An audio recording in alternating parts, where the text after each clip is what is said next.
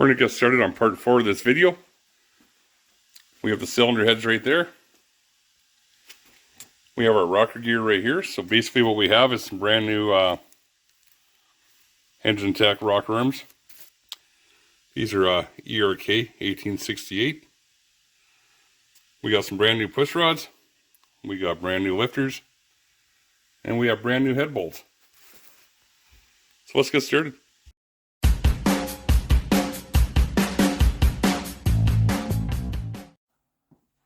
Okay, so here's the cylinder heads we're going to be putting on. So these heads were, your general rebuild, new valve guides, new seals, the seats were ground, surfaces were decked, the usual stuff.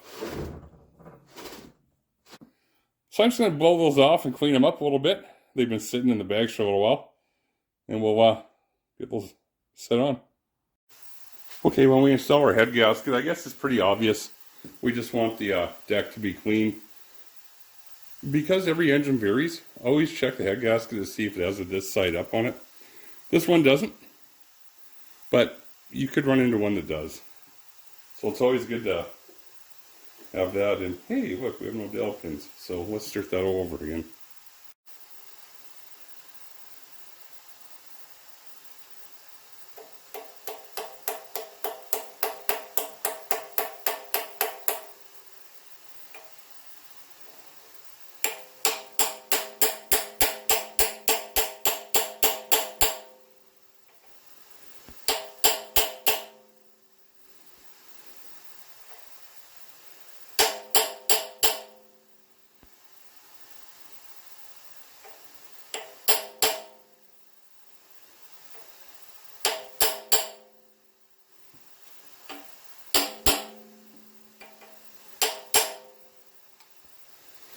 Okay, those are installed, and we'll get the head gasket on now.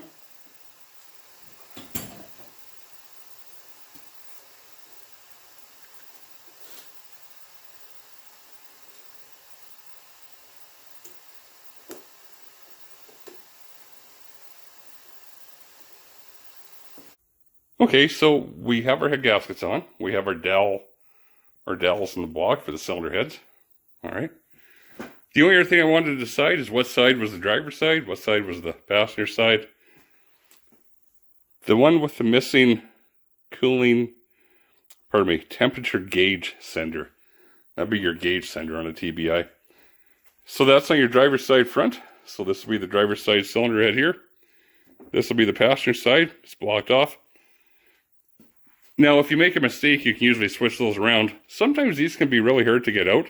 You might have to fight with it a bit. But before we assemble the engine, we'll just make that decision right now. Okay, let's install that cylinder head. One thing you don't want to do is drag the cylinder head across the gasket if you can help it. In that situation, that went on quite easily. I tipped the engine this way just so I could set the cylinder head on the engine instead of moving it around too much. We're going to use these new head bolts. They're from Engine Tech. And they have a sealant already on them. So we're going to use those. I always just install a couple to hold the cylinder head on when I move the engine around. And we'll do the other side. So we set our cylinder heads on, and I decided it was a good time to paint it. And why I do paint the way I do it is these areas in here, they just turn into rust right away if you don't kind of prep and paint them. It doesn't mean that I did a great job. I tried. I covered everything up. I plugged the ports. But I like to paint everything. We just live in kind of a adverse climate. We go from extreme hot to extreme cold. We have a lot of stuff on the road. So I do try and go through a little bit of a regiment when I put an engine together. I like things to be aesthetically pleasing.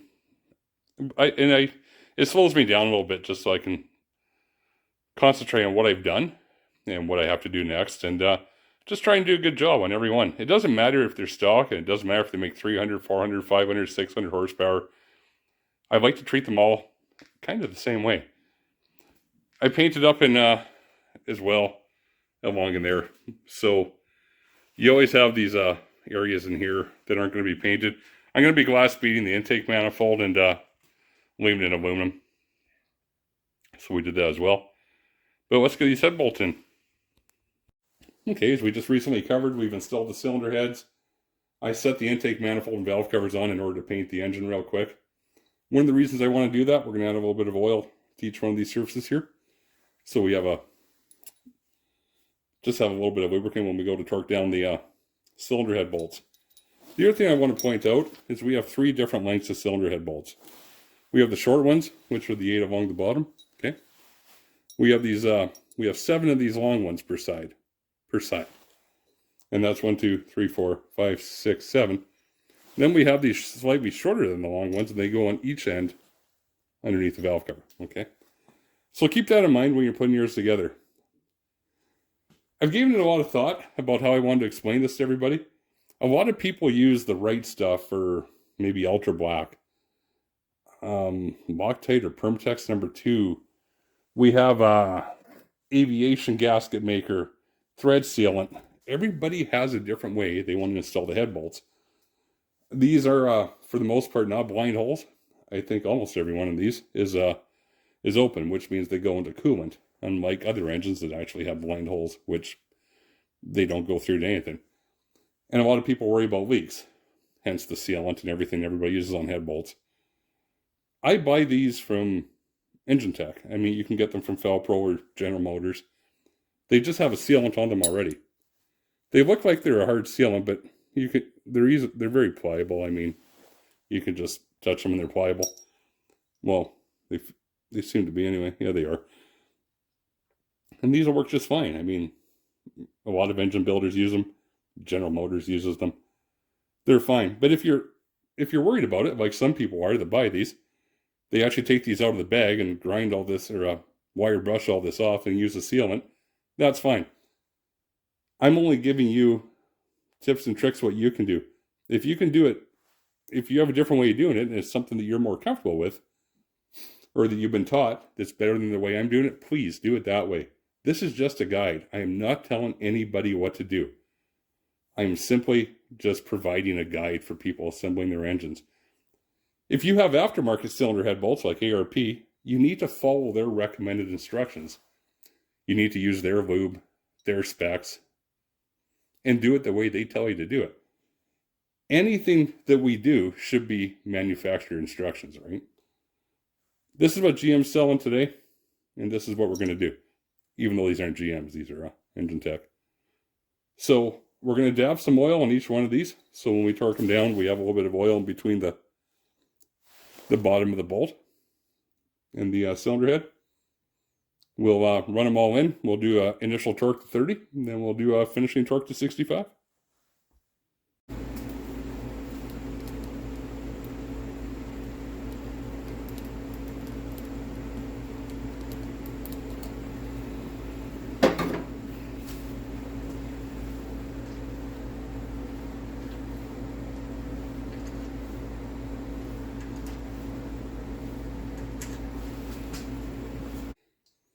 We want to start from the center out and just spread out. So there's lots of diagrams on YouTube on how you would do that. So 1, 2, 3, and then spread out, or however they want to do it. The other thing I want to tell you, I've already done some of these.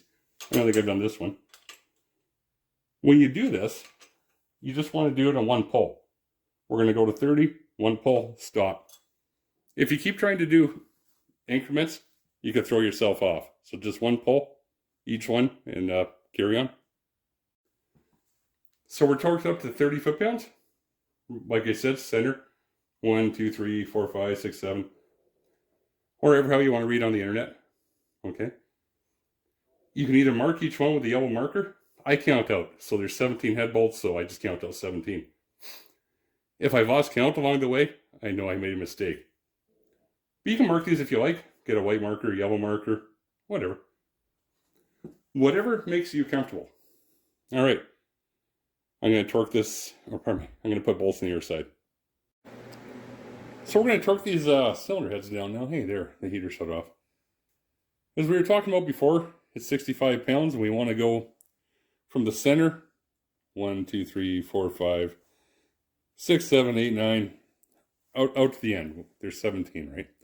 But we want to do it in one pull. So we did 30 the first time, and we're going to do 65 here the second. Just in one steady pull. All right. Don't stop. Don't go in increments, like I pointed out before. That could cause you some grief. So I'm just going to do all of them here, and then we'll get back to getting this thing together. Okay, we're getting ready to put the lifters in. Just a quick couple notes here. One of the big things when we're installing these lifters is, number one, like this, it doesn't want to go in. If it doesn't want to go in, just go to the next hole, okay? They have a very tight fit, maybe a thou to 2 thou.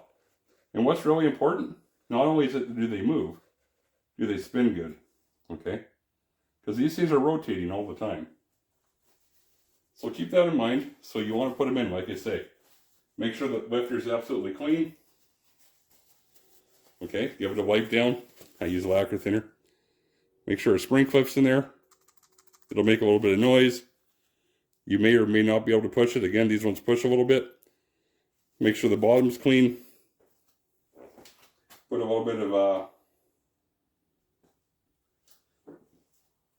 lube on there, a little more than normal. Give it a little touch of oil. Okay. And we'll try it in there. It's happy. Perfect. And what I'm going to do is I'm going to install the rest of these as we go along, and I'll come back when I'm done. Okay, once you have all 16 lifters in, one of the things you want to do, like before you put your push rods in, is you want to see if you can see through every one of these holes. It doesn't matter if you look up to the light in your shop, go outside and look to the sky, whatever. Make sure you see through all of them. A lot of the time what you'll find is there's some kind of a metal dust or a little bit of maybe lubricant left over inside of these. Every one of these push rods, I blow carb clean or brake clean through minimum, or Varsol if I have a Varsol tank with a motor nearby, and blow out with air. These ones are actually clean, and I have no issues with these ones whatsoever. But check every one. I've had some really strange things over the years. I've seen shavings that look like they came from a drill press, and all kinds of dirt, all kinds of problems. So just check them. This is your investment. You want to make sure you're everything's good, right? And then just put them through the holes, the guide holes. You'll see what I mean. And just install them until you have all 16 in. Like I said earlier, there's guide holes there. That's what it should look like when they're all in. We have all 16 push rods in. All right.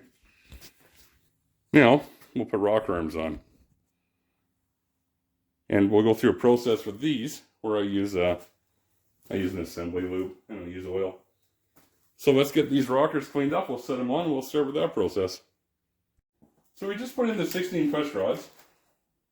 And for anybody that wants to know, that was the number we used right there. They're from Engine Tech as well. The rocker arms. These are the self-aligning rocker arms. Okay. Just so you know. With that rocker also comes a rocker ball. This is the groove one. And they're pretty good. So I have no problems with these rockers at all. This is the stuff I use a lot of, especially up here. When we fire this engine up, these points of contact, whether it's the rocker arm or the end of the push rod or the top of the valve, there'll be a little bit of heat there. So I do put an awful, I do like to keep everything in assembly lube, especially for the first fire up. So that's me. I just coat the end of the push rod, the top of the valve. I'll set all these on after. I'll put more torque on them. Just a little bit of protection for the first fire up. It doesn't hurt to be on the safe side, right? Pour it in from the top. So we'll go down and around. Stuff's nice and thick and it coats really well, right? So again, you might have a different product you like or a different preference to how you do things. This is just the way I do it. So there you go. I'll let that soak in and move around, and I'll put the other side on. I'll be right back. Okay, so before we install the rocker nuts, this is what it should look like. You just kind of do a circular motion when you put that Torco or whatever it is you use, or you could just soak your stuff, whatever. Okay, and that's it. Make sure everything looks good. If you're putting on rocker arm nuts and they don't feel right or they feel too loose, don't be afraid to go back to the old ones if you still have them. Maybe don't throw them away yet if you're just starting your project. Typically, they're better than the new stuff that we get, but not all the time, okay? So I'm just going to screw those on, and then we're going to get right to valve adjustment. Okay, just a little tech tip here. So we were going to put this, I put the push rods in the engine and was going to put it together. And luckily we have the intake off. So when you have the intake manifold off, it's easy to set the valves. But I noticed that we had, I don't know, a dozen bent push rods.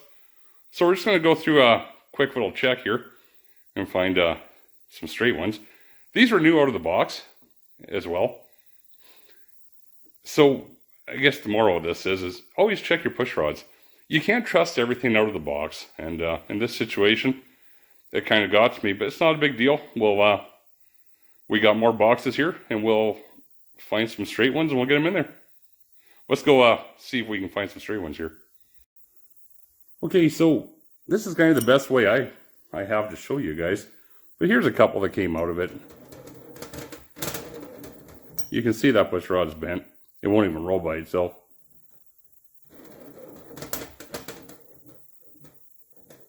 Okay. That one has a little bend, but not near as bad. Another bent one.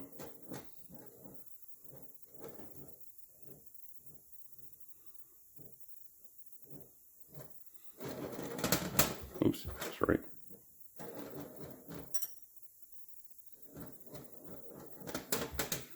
Another bent one. Another bent one. When they're not bent, they'll actually roll easily. So all these ones back here are good. Perfect. So we have 4 bent ones right away in the first batch. I know we have 4 other ones that were bent, and we have a couple more that are questionable. So we're going to replace them with the ones we see in front of us. Okay, so we have the push rods back in the engine. Now, one thing I just want to make clear real quick. I mentioned earlier these were Engine Tech push rods. They came new in a box. This isn't about Engine Tech. We've had a real shortage of supplies lately. And this isn't making excuses for anybody, but I think a lot of people may not realize that whether it's Engine Tech or some of the other popular brands that we often deal with or buy from, most of the stuff is reboxed.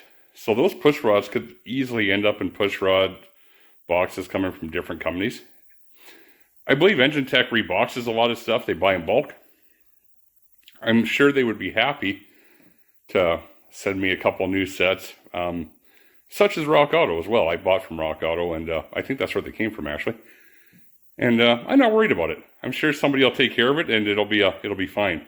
So that was not a slight against anybody, but what it is it's a reminder that we need to check absolutely everything that we can. We still might miss something. There's no doubt about it. But when you're assembling these, like I keep trying to tell everyone, this is your investment. It's not that piece of junk part out of the box. Well, then don't put it on. And try your best to find out if you have a problem or not. No, you might miss something. I'm sure I do. Hey, I put these all in and caught this when I was setting the valves, which is unlike me. Usually I would check that. I mean, I caught it right away. It wasn't a big deal, but it's something you want to be wary of. All these little things can add up, whether it's, that's the 305 over there, and I had some issues with it last night with the oil pan. So what I'm trying to say is you just want to make sure that you check everything along the way the best that you can. You still might miss something. Don't get mad at yourself. But that's what we're here for. That's what these videos are for. I know they're kind of long and boring. If if you have some experience, this probably isn't for you, this series of videos. And just like the TBI engine here, we're going to do the same thing on the 305. Then we'll probably stop doing engines for a while and move on to something different. But, or not, I don't know. But I just want that to be a reminder to everybody. Don't worry about the brand name or the box or what you bought it from. You bought it for a reason. Remember, most of this stuff is reboxed. But one of the things we want to talk about right now is TDC, okay?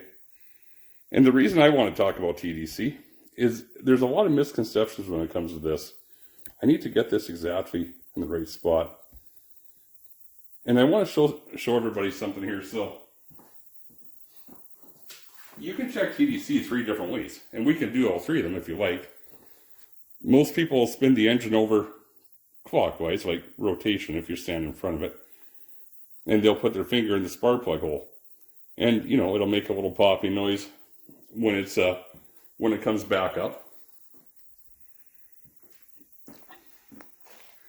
See, we're at 0 right now. Well, we're 1 3/4. But anyway, it'll make a popping noise when it comes back up, right? Now, if you, when you're coming up to TDC, it's going to have quite a bit more pressure on your finger. So both times that this comes around, one time is actual TDC on number 1, the other time is TDC on number 6. The number 6 won't blow your finger near as hard, and obviously number 1 will.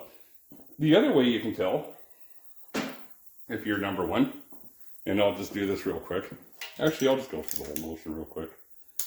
It's just easier to show everybody. I don't need to set these, I just need to have them close.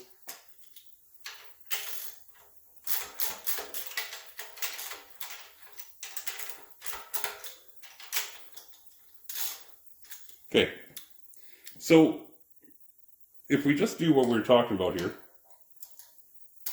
so let me grab a wrench. What we can see, we'll test out that whole thing. So when we're turning it over, I know we're at TDC right now. I'll do the finger thing, so you know, you'll hear that. The other way we'll know is if our exhaust valve opens, so when the lifter comes over the board, the exhaust valve will open and close, all right? Then the intake one, this one, by the way, this is number 1, it'll open and then it'll close. When it closes, our timing mark is going to be right about here, and then we'll come back to 0. But that's how you'll know you're at TDC. Exhaust open and closes, intake open and closes, bring it back to 0, you're at TDC. And then there's a third way we can do this. So let's do this real quick. So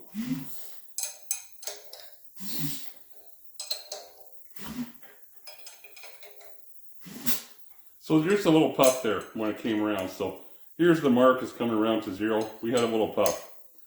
Meanwhile, watching this, you can see that the exhaust valve is closing.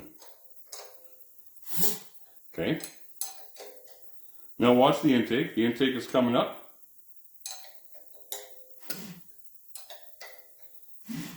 The intake is going down. So there we go. The intake is down. Our mark is here. We'll come all the way back to, and it's still trying to blow my finger out of the hole. We'll come back. We'll put the mark back to 0 here. And we're TDC. So a couple easy ways. You can tell the difference inside when you have your finger in the spark plug hole, and you can watch these 2 valves. Just in case anybody doesn't know, if you wonder which one your exhaust is, you can see here, this exhaust valve is right over top of the exhaust port. This intake valve is right in front of the intake port. So just leave it at that. Your exhaust valve will always be over the exhaust port when you look at these engines. So we know we're number 1. Now when we want to set our valves, it's important to know where you are, okay? I'm going to use this sheet. I don't know what you guys have. I don't know if you have an electric fuel pump, a manual fuel pump, if the vehicle you have is wasn't in good tune or had any issues before, okay? I don't know that. So instead of making you turn the engine over a revolution every time to set the valves, kind of like the ComCam's way. Well, it's not every time, but it's getting there. We can do this, and we can just set everything once. Now, what it's saying is when we're number 1 TDC, we can set those 4 intake and 4 exhaust valves, which is why I marked them. Now, if we want to double check and make sure we're on number 1 because we're still not sure and we're not confident, all we have to do is look at it. So number 1 and number on the intake and exhaust, it says they can be set. They're both down. They're toward the base circle of the camshaft. Okay. Number 3 exhaust. So 1, 3 exhaust is down. Number 7 and number 5 intake. Number 7, number 5, they're both down. You see what I mean? You can check from this. Now, if we thought that we were at number 6 TDC, oh, pardon me, we're number 1. The other way to check is this one here, number 3 intake, okay? This one's coming out of the lifter bore. Well, that's on number 6 TDC, so we'd have to spin the engine over 360 degrees to set that one. You see what I'm saying? So by following this rule, if all 8 of those lifters are all the way down, you can set them. You won't be able to set these ones because some of them are coming up out of the hole. So it's just another way to verify you're at TDC.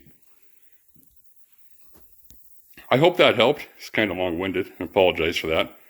But there's 3 ways you can tell if you're at TDC. Now, we'll just button this up and we'll start setting some valves. Okay, let's set a couple valves, you guys. I'm going to try and do this so you guys can see well. So we have number 1 exhaust right here, number 1 intake. We can set both of those. These are both on our chart at TDC to set. And both lifters are down in the lifter bore, which is important. They have to be. When you're going to set these, everybody says, hey, just spin the push rod. I have push rods here with dots on them, so you can just kind of watch what I'm doing there. You can spin the push rod, or you can move it up and down, right? Basically, what you want to do is get rid of that slap. The best way to do it is do the up and down method until you can't go up and down anymore, okay? Once you're pretty much there, it always takes longer when you're filming. Then I spin the push rod, if you're watching that little dot there, until I feel some tension right there, okay? So right now, I'm at 0 lash. And then I go a half a turn, and that's what I do. You probably didn't see that. We'll do another one. So same thing here. Okay, go up and down. Almost out of up and down, spin it around.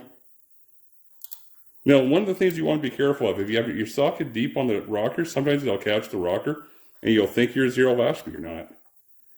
So I just raise it up there. There we go.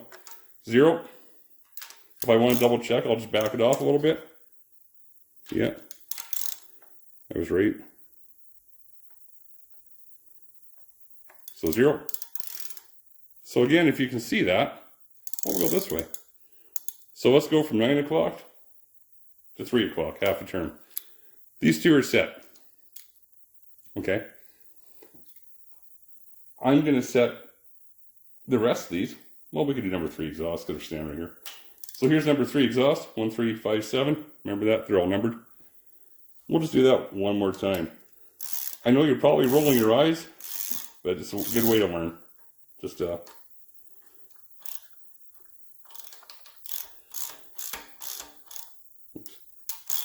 too far.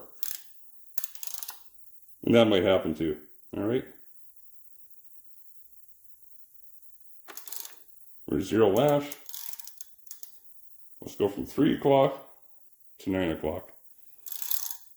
Okay. And I think that pretty much covers it. We can do the rest of them, but I don't think anybody wants to sit through that. So I'm going to finish these 8. Well, the rest of them. Okay, some more repetitiveness. Now let's go through that one more time. We were TDC. We made sure all of the lifters were inside their bores before we started to set the valves. If they're coming out of the bore, you're on the wrong cycle. We set number 1 intake and exhaust. We set number 3 exhaust, and I'll show you in a second how this is easy to tell. And we set 5 and 7 intake. Okay. We set number 4 and number 8 exhaust. Okay. Number 8, number 4. We set number 2 intake. Now, one of the reasons is because I've done this a lot. If you look at it, I never tighten them down until I go to set them. So I have 1, 2, 3, 4, 5, 6, 7, 8. So we have 8 that we've adjusted. The other 8, obviously, the adjuster nuts are at the top still. So we can already tell. We only have to read the chart for the next time around. We already know what we need. But what we can see is we were on the right cycle, because the ones that are protruding out of the lifter bore, obviously we didn't set them. They're not in our cycle. Now what we need to do is rotate the engine 360 degrees. So basically, we're going to come back. We're just going to do a full revolution right back to here. So why don't we just do that? Let me grab a wrench.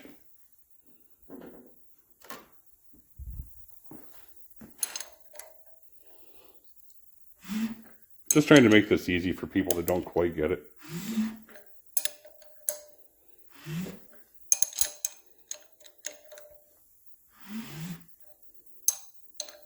You might find the engine's a tad harder to turn over after.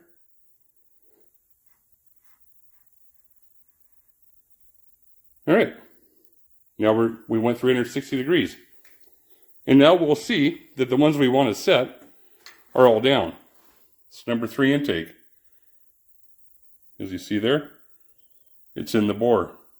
Number 5 exhaust. We haven't set it. It's in the bore. Number 7 intake. It's in, or pardon me, number 7 exhaust. It's in the bore. This is a double check. You already know you're right. We haven't set number 2 exhaust. It's down and ready to be set. Same as number 4 intake. You get the gist, right? We can set both number 6s and obviously number 8 intake. Okay? So once we set all those, we have our valve set. We can put on our valve covers. We can finish buttoning up the rest of the engine. And you can fire it up. Just like this, because it'll be fine. But here's one more thing I want to bring to your guys' attention, because I always have so many things I want to bring up. You're at number 6 TDC right now. So if you want to be back at number 1, we would set these 8 valves, okay? And then we'd spin it over and we'd be back at number 1. If you're putting your distributor in on the engine stand, you might want to do that so you can get it right at number 1. Make sure you have everything lined up and dialed in. It'll be great. If you don't care, you're going to put it in the vehicle, that's fine as well. You can set all these, you can leave this, and if you have a torque converter, you can spin over 1 revolution, do your torque converter up, and drop your distributor in, because you'll be on number 1. I'm probably confusing people, but I'm just letting you know, if you want to put your distributor in, and you want everything at number 1, you want to put your plug wires on and all that stuff before you install your engine, after we set these 8 valves, we'd have to do another rotation, 360 degrees, to be number 1, okay? I'm going to get these set. So let's get this wound down. We just have some parts over here that have been cleaned up and painted already. We're going to leave the intake manifold aluminum, and yeah, that's it. And I think the valve covers are, they're sitting up there in the hot tank. They've been cleaned. But I took the grommets out where the PVC and everything goes, where the breathers are. And I like to make sure they're clean inside of there and install new grommets. So let me get to work and I'll get those cleaned up. Okay, we finished cleaning up the valve covers. And then we painted them. I set the intake gaskets on there. I always do it this way. Well, I do it now anyway. I just try and center them. I use a little stud nut in the end. A little bit of silicone just around the water ports. Okay. Remember, on your TBI engine, you want the gaskets that are blocked in the back. Okay. You don't want to leave them open. You can. I just wouldn't. And I know people are going to say, oh my God, you put a nut there, but there's no tension there. It's just to hold the gasket. So, we'll let the valve covers dry. We'll let that silicone dry, and then we'll get the intake prepped and we'll get it on. Okay, my heater is almost off. It's just going through a cool down, so we'll start talking again. We're coming to the end here. Just take a quick peek. I wanted to make sure that my bolt holes all lined up, because there's a little bit of milling involved, but it's all good. Everything's right on the money. And then we can take a look and see how much room we have down here. So we want to fill that with silicone. And then, yeah, we'll get this intake manifold bolted on. So let's get some silicone on there. Try and do a nice even. I'll get it out there first. Try and keep it even in the same height.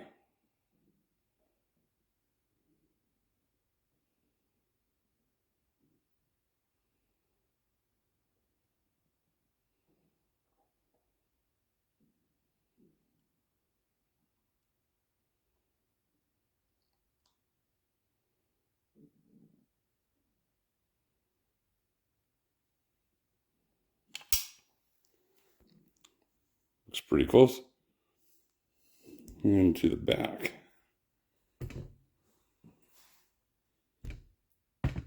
Try the same thing.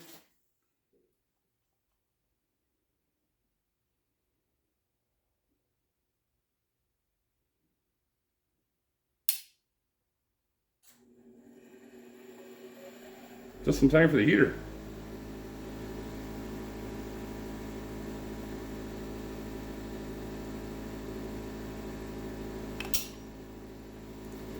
Alright, that should cover us. I'll turn this off till the heater stops. I'll probably just set the intake on because, well, I just set it on.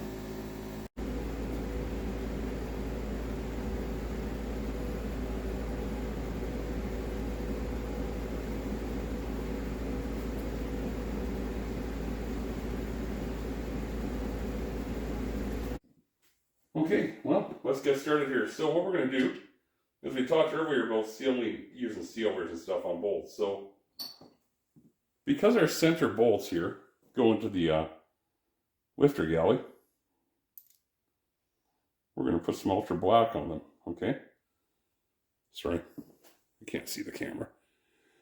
So, I always put silicone or a thread sealant on the bolts to go through the oil. So these will go straight down the cylinder head into oil.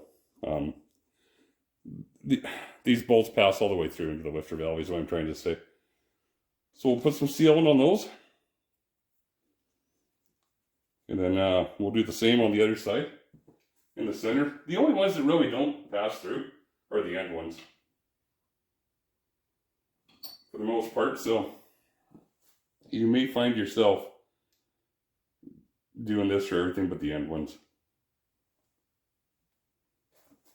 Alright, so let's get this bolted down. Again, we'll go from the center out. It's just, we just want to make it about as even as we can. We'll torque it on after. We'll just get everything compressed. Get the gasket compressed a little bit. It's nice that everything goes in easy. You're not fighting any of the bolts.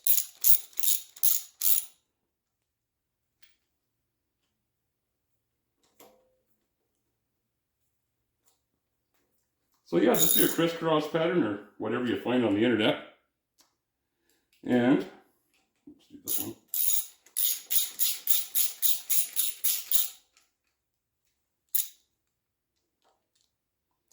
I'll need a deep socket for those. Alright. You get the drift. I'll get a deep socket. I'll do those two bolts up and we'll torque them on. Okay, so basically I just snugged them down my wrist a couple times because once you go through the whole thing, the middle ones will be loose again. But our torque is 30, 35. Let's call it 30. So I'm at 15, 30. Too much of an extension here, it'll be hard to see. Alright, that's better. Still a little tall, but not too bad.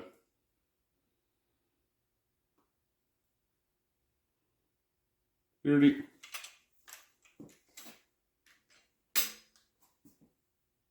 going to want to double check these all again after you do this too.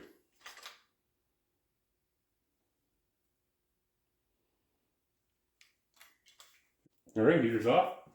So I guess we're winding down to the end. We'll put these last couple things on.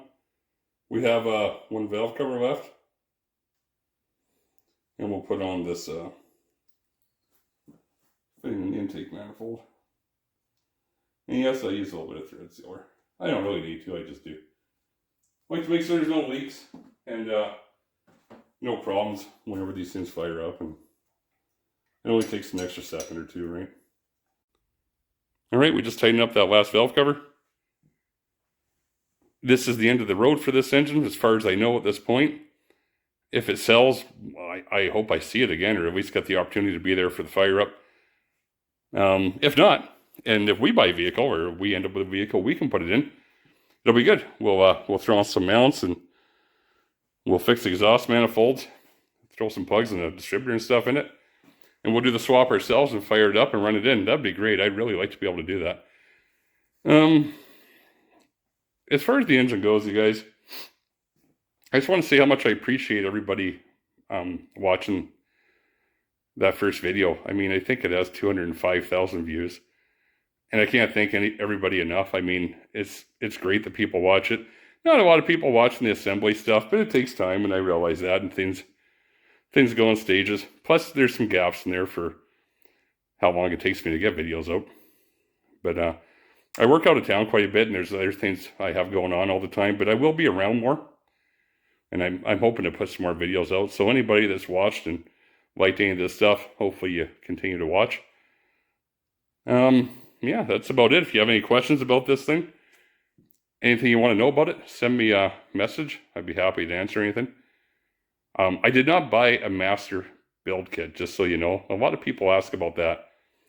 I buy things individually, and I'll tell you right now, I use a little bit of local suppliers wherever I can get a decent deal. I use Rock Auto, Summit sometimes. That's really where majority of my stuff comes from.